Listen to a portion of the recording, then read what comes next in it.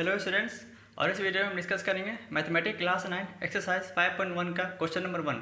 सो question number 1 में दिया हुआ है which of the following statement are true and false and give reason of your answer. Okay, so इस question के total 5 parts हैं और हमें सब में ये बताना है जो उसमें दिया हुआ स्टेटमेंट ये ट्रू है या फॉल्स है। ओके, सो इसका फर्स्ट स्टेटमेंट ये है only one line can pass through a single point. Okay, so इसे हम देखते हैं। इसका जो फर्स्ट स्टेटमेंट दिया हुआ है इसमें है कि अगर कोई एक पॉइंट दिया हुआ है तो इस पॉइंट से जो है सिर्फ एक ही लाइन पास होगा, तो ये तो फॉल्स है। क्यों? क्योंकि एक पॉइंट से जो हम इनफाइनाइट लाइन जो है पास कर सकते हैं। ओके, इससे जो हम यहाँ पर इनफाइनाइट लाइन पास कर सकते हैं। सो जो इसका फर्स्ट स्टेटमेंट है ये हो जाएगा फॉल्स।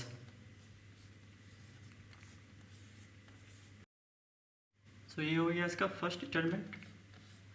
अब बात करते हैं हम इसका सेकंड स्टेटमेंट पर। सो उसमें दिया हुआ है there are infinite number of line which can pass through a two distinct point. Okay, so अगर कोई हमें दो डिस्टिंक्ट पॉइंट दिया हुआ है, फिक्स पॉइंट दिया हुआ है, तो इन दोनों पॉइंट के बीच में जो है इनफाइनाइट लाइन पास हो सकता है, ये कहा है इसमें। तो ये भी तो फॉल्स हो जाएगा। क्यों? क्योंकि दो पॉइंट के बीच में हम यहाँ पर एक ही लाइन पास कर सकते हैं, चाहे एक ही लाइन यहाँ पर ये होगा। ठीक है, सो जो इसका सेकेंड पार्ट है ये भी हो जाएगा फॉल्स।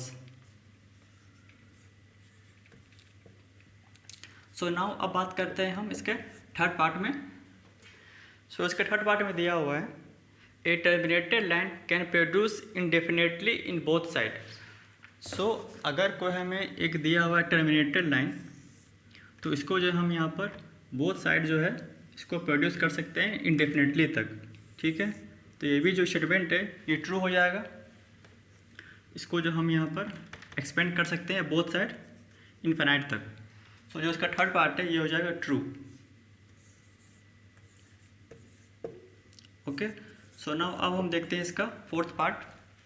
सो इसका फोर्थ पार्ट में दिया हुआ है if two circle are equal then their radius are equal. अगर कोई दो सर्कल इक्वल दिया हुआ है तो उसका जो रेडियस होगा वो भी इक्वल होगा। सो इसको हम देखते हैं।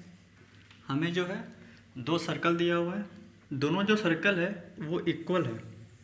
ओके, सो अगर कोई दो सर्कल इक्वल है डैट मीन्स कि जो उसका रेडियस होगा वो भी इक्वल ही होगा। ये हो गया इसका रेडियस। ठीक है, और ये हो गया इसका डायमीटर, ये भी आपस में इक्वल होगा। ठीक है, सो जो इसका फोर्थ पार्ट है ये भी हो जाएगा ट्रू,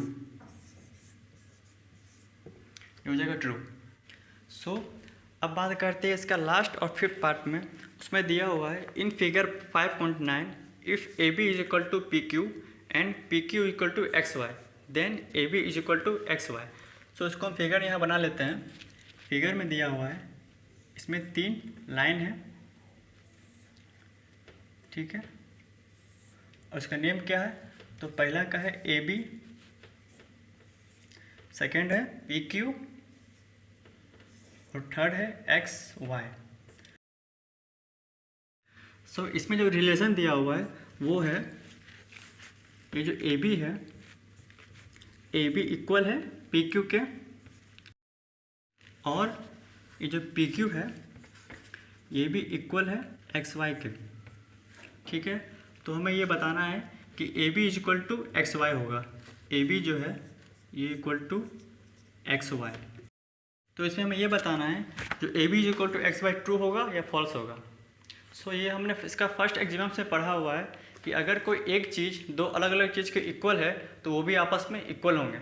ठीक है, अगर यहाँ पर ए बी इक्वल है पी क्यू के और P Q is equal to है एक्स वाई के, तो ए बी जो है ये भी आपस में इक्वल होंगे एक्स वाई के। ठीक है, तो जो इसका फिफ्थ पार्ट है ये हो जाएगा ट्रू। ये हो गया इसका first axioms of Euclid. So students, I hope कि आपको ये सारे क्वेश्चन समझ में आ गए होंगे।